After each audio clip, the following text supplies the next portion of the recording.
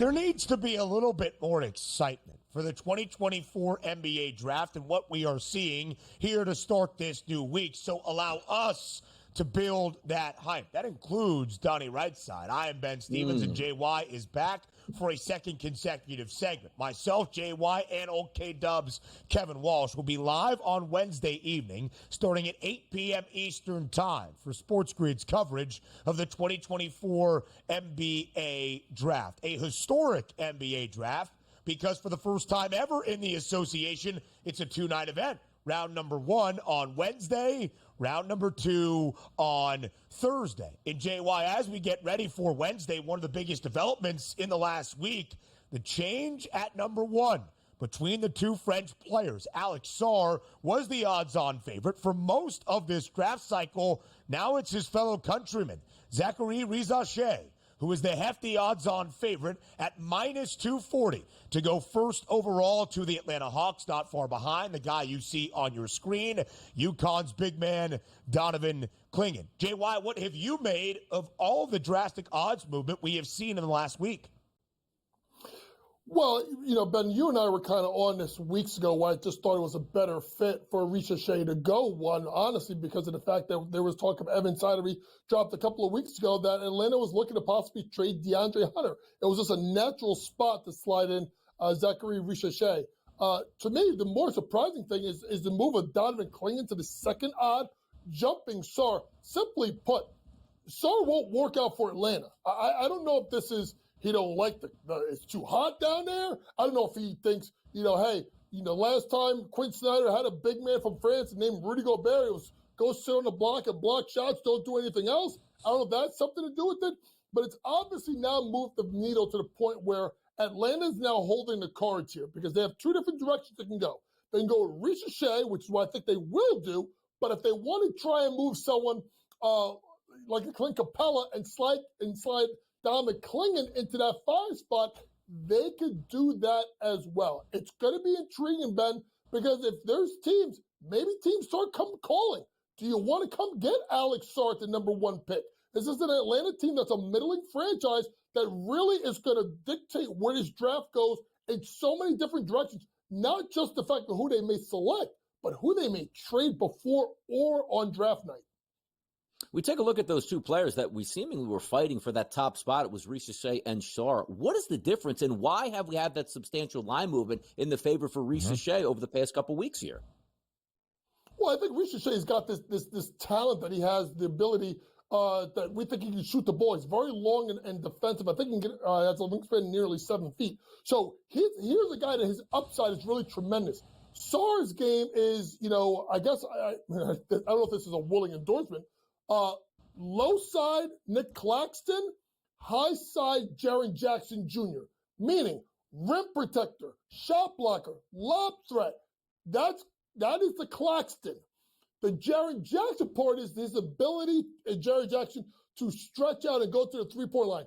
Sarr is not showing the ability to make those shots, but can it be developed? That becomes the key with Sarr. Is he more Claxton or is he more Triple J?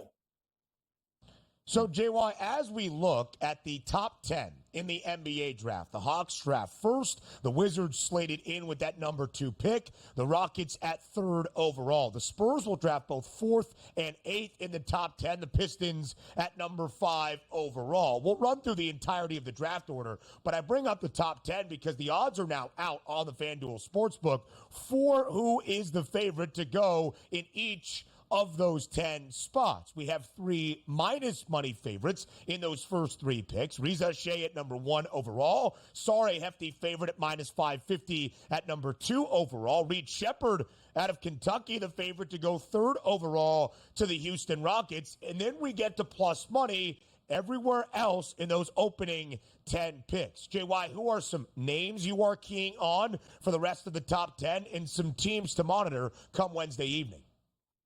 Well, San Antonio right now at 4-8 becomes extremely intriguing, man, because of the fact that you look at, I think they can address their backcourt right away.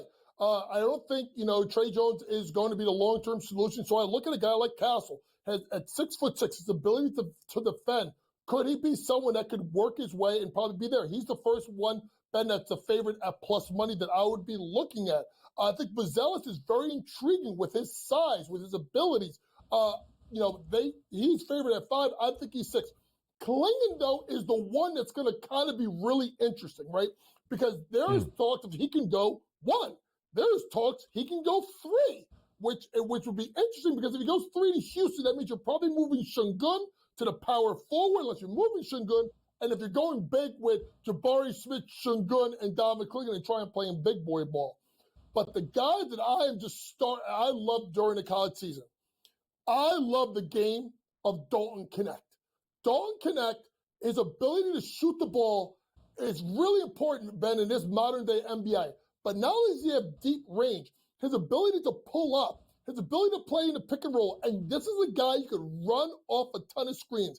I think he's an extremely intriguing warrior spot. And then 2 more names. I'm going to mess his name up. Tijan Salam. This guy's been flying up the boards. Freakishly athletic, long, great defender. Where does he slide? I think he goes top 10. And then the tricky one is Topic, the point guard out of Spain. Is about 6'4", really great with the basketball. Wizard, but's got the partial ACL injury. Where does he slide? I still think he can find his way into the top 10. Let me do what our producer should have done and say 1 minute here so we can look at the final big topic entering the 2024 NBA draft. Donnie gets that one right there, and it's Bronny James. We discussed last week with you, JY, the over-under draft prop has remained the same at 44.5. To be a first-round pick, it's a 5-1 number. The team favored to take Bronny James, the Lakers, even money, plus 100, that number growing shorter. So I'll ask it like this. Where does he go and when? I think he goes late first round, early second round. Listen, Ben, I have him on 60th on my draft board, on my big board. But that's not where he's going to fall because someone's going to go get him. And I think he goes under 44.5. That probably would be one of my best bets of the night. The Lakers? Yeah, of course. They didn't trade back. More around the NBA this offseason next. Live right here on the early line on SportsGrid. The NBA offseason in the summer months almost as exciting as what we see throughout a regular season. And JY, we go to the rumor mill. We hit on a bunch of topics early on this Monday. A couple of coaching vacancies still out there around the NBA after the Lakers hired J.J. Redick just last week. So J.J. now in Los Angeles. He was rumored to be in the running for the other 2 openings that we see in Cleveland after the dismissal of J.B. Bickerstaff and, of course, the shocking news last week, the firing of Monty Williams by the Detroit Pistons. Who do you think takes those 2 openings as the head coaches of these 2 franchises? Well, it's a lot easier to look at Cleveland because there's all this talk of Kenny Atkinson being the guy. And I think Kenny Atkinson would be a fine choice for that team. I think a guy that's done a great job in developing young talent and would be interesting to see if he gets that job. I don't know what's taking him so long, but that's where I would go. If you look at a team like Detroit, paying out $65 million, you're not going to be able to go and get yourself a big-name coach. You already tried that. So I think you may want to go with someone like the Sweeney out of Dallas, Sean Sweeney as an assistant. Chris Quinn out of Miami is someone I would take a look at as well. There's been a lot of talk. People think that Johnny Bryant with the New York Knicks is because of his relationship with young players like Donovan Mitchell. The development of Donovan Mitchell could be a key. So you're going to look at, I would say, more of an experienced guy, second time around guy like a Kenny Atkinson. In Cleveland, Detroit, probably going to go with first time, maybe even Sam Cassell. That's another person that should be considered. But there's also rumors that Sam Cassell may be going to L.A. to go with LeBron, which means they're going to have to get LeBron. See, I already said LeBron's a coach. Going with J.J. Redick, I should say, not head coach LeBron James. We're all so close to free agency here, which includes guys like Klay Thompson and Paul George. The interesting part was we were talking last week about Paul George. Just said some odd things across a podcast, basically saying, Coach, if I can paraphrase, I don't really know how much work I want to do, but I would like to play for a really good team, and I do want to handle some of the ball duties, but I don't want to have them all the time. Where does Paul George wind up here? Is it just back with the Clippers as he tries to get some steam around the league to try to force that contract into a max deal for the Clippers, or is there a legitimate chance that he's on the move here? I think, listen, I think he goes back to the Clippers. I think all of this is a smokescreen to say what he wants to try and go somewhere else. Does Philadelphia want him? There's rumored yes, then there's no. Now they're talking about New York. I woke up this morning, now they're saying that Houston wants to get in the mix. All these teams want to get in the mix for Paul George. Number one, how's he going to get the most money? First off, number one. And number two, who wants to give a guy that really is not the most healthiest $50 million a year? Simply put, Steve Ballmer's going into that new arena. The best thing for them to do is run it all back. They got Ty Lue coming back. They got Kawhi. I think James Harden, you just bring everybody back. Hope that Van Gundy can help a little bit on the bench. So, JY, I'll let DRS ask you about Klay Thompson because new this morning, Donovan Mitchell from our guy Shams Charania at FanDuel TV, Cleveland is confident that they are in the final processes of re-signing Donovan Mitchell to retain him in the land and hire their new head coach. Regardless of who ends up with the head man job in Cleveland, do you think Donovan Mitchell will be a Cleveland Cavalier next season?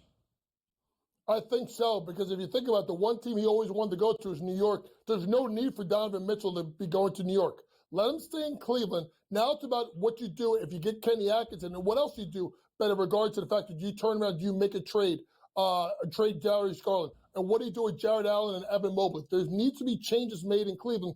But Donovan Mitchell, I think he stays. And how about Klay Thompson? They're practicing, working out with the Team Bahamas here. Where does he find himself next year? And also, how much does he have left in his career and in the tank, I should say? I don't know what he has left in the tank, but to me, it seems like he wants a clean break. Like he wants to go somewhere else where he knows he's going to start, where he's going to get the minutes, and then maybe he can regain his form. The question is, who's got the money? Do you look at a team like Orlando as a team that could use a guy that's a shooter because they need to stretch the floor a little bit to play around guys like Bancaro and Wagner? So we'll see what happens. But I think clean break. I think this is the end of the Splash Brothers. I think Klay leaves. What a new era it would be in Golden State for the Warriors, despite the production and, of course, last year not performing all that well, not getting into the playoffs in the play-in tournament. It would be a very new look for Golden State to not have both Steph and Klay alongside Draymond Green as well. JY, we appreciate the time. A fade away to the break. If I do not see you until Wednesday, again, SportsGrid's 2024 NBA Draft Special live at 8 p.m. Eastern Time. I've been told by our producer, Joe Frizo, that you'll be back, JY. Okay, enough of the jab steps. Hit the fade away. Hour number 3 on the other side of the break.